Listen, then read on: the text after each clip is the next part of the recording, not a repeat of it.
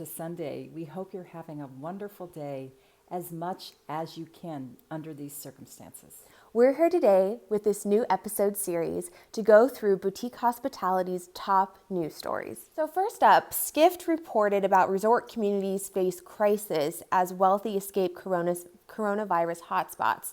Now what they're saying is that a lot of these resort destination hotels don't want people going there. And you look at, maybe the Hamptons where people are coming in from New York City going into the Hamptons. Now the rate of coronavirus is probably going to escalate in the Hamptons, so a lot of the locals are really upset about this. What do you think about it? I understand why they would be upset. However, I think that those properties should reserve their spots for frontline people, whether they're emergency personnel or they're working in a hospital or they're working in a nursing home. I think that those rooms should be reserved for those kinds of people.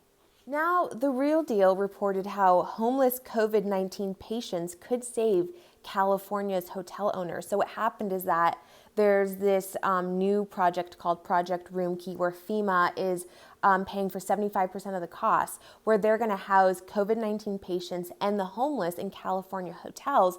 Now, a lot of conversations we see happening is, should hotels offer this for free or should it be funded and they need to cover their costs? What are your thoughts?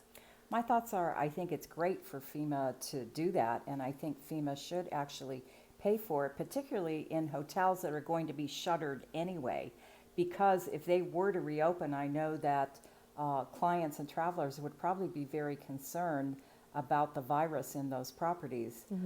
So for other properties, I think that FEMA could also help and pay for frontline people to, stay if they can't go home, or if they need a respite, they need even during the day, they need to get away. And, these properties are close to these medical centers.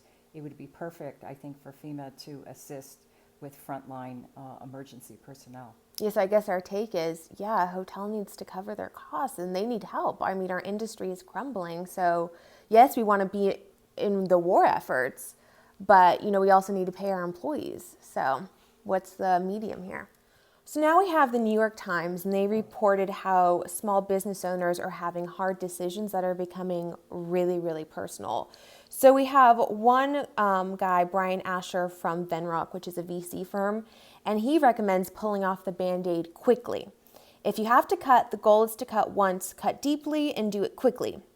Then, if you have to treat the remaining troops really well so they have psychological safety. So that's one point of view, but then there's another point of view, which is to stretch your cash for 18 months. If you only have 12 months available, stretch it for 18 months. But then you have the whole issue of small businesses.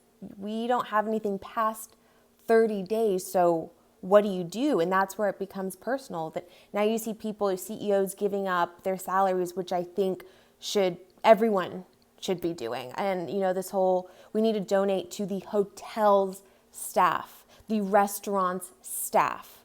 That's what's very, very vital right now. What's your take on this? My take is definitely, if you do have the cash, to stretch it out. And if possible, there was actually one story this week on my LinkedIn that I put up that I thought was amazing, that one company went to all their employees and said, what is your idea? How much would you give up? What are your thoughts, on what we could do together as a team? Cut your pay in half? Is that possible? Is that going to be, better than going on unemployment? You'd be surprised what your staff members will do to assist in the long run. Yeah, exactly. I think we need to focus on, supporting our employees. I think hospitality has shifted. It's always been a people culture. And I think a lot of industries have really taken notice of that over the last, I would say, 20 years. So I think how we're seeing hospitality handle this, it's actually quite well. We were the first to be like, oh, we'll give up our salaries as CEOs, that's not what's important to me. It's the family, and our industry is a big family, but specifically the boutique sector, there's nothing like our family. So I agree on that, and I also think we're going to learn a lot more in our webinar tomorrow with lenders and operators. Everybody's still trying to figure all of this out. No one has answers. No one has answers, and We're trying to bring all these people together to hear their different viewpoints and thoughts and ideas, and I think we need to continue doing that. Yeah, just keep, like Tom Ito said on Thursday's webinar, just keep the dialogue going. Yes, That's what's most important. So now we have an article from Inspire Design. They actually attended our webinar last week with 630 registrants. It was about the Boutique Hotel's Crisis Guide to Design and Architecture. One of the things discussed were safe zones, where guests can go through and get cleaned, sanitized, and tested, and if some are sick, they can be pulled aside and isolated. Now that's really the future of travel. However, I mean, that's a little grim because that's kind of scary. It's like going through TSA to go into a hotel, but think of when TSA was created, right? I think in the near future, Yeah. that's something probably at least temperatures taken. There will be some things put in place, I'm At least sure. for the next year, I think. Yes. But with small hotels, though, I think once people can start traveling again, the last place they're going to want to go to is a 400-room hotel. They're either going to want to go to a destination, an island, somewhere in nature, or a small hotel. And this just might be the chance for small hotels to really put their stake in this industry. That's what we believe, is that, especially we're going to see a lot more hotels going into the more destination areas, I feel like, more in the countryside, again, on an island. I really think that's the future, because while being quarantined, you want to get out. I mean, Right. that's your instinct. That's human nature. So we believe travel is going to come back very, very quickly. Yeah, I don't think people are going to flock back to big cities, No. not for a while. Also, we discussed in that webinar that spaces are going to change somewhat. Rooms are going to be places where you'll want to work out.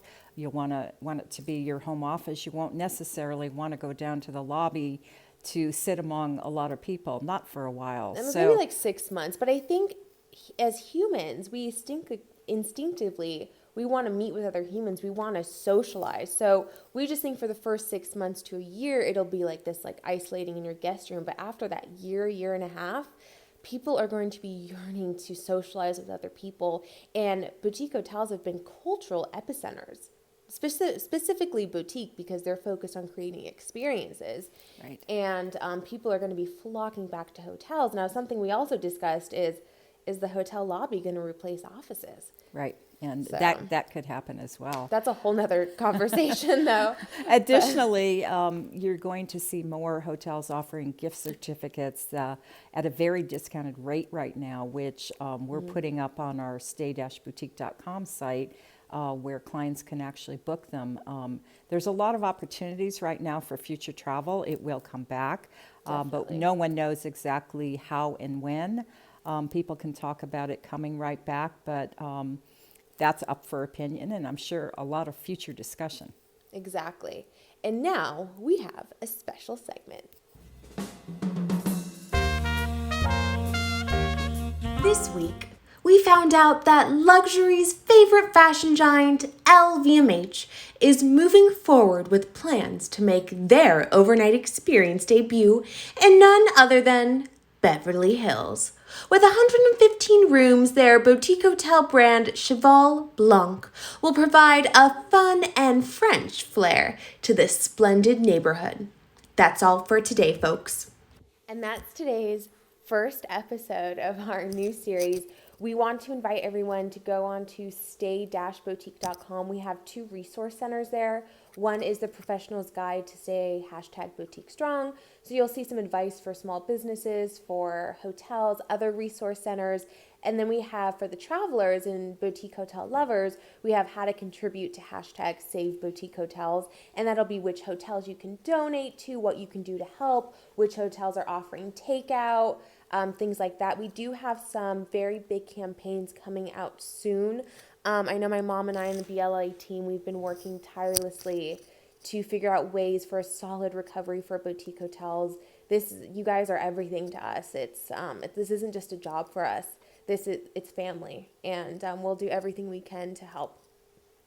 Yes. Thank you, everybody, for joining us. We will see you in the next episode or online for the webinar tomorrow. Have an absolutely fantastic week. Thank you.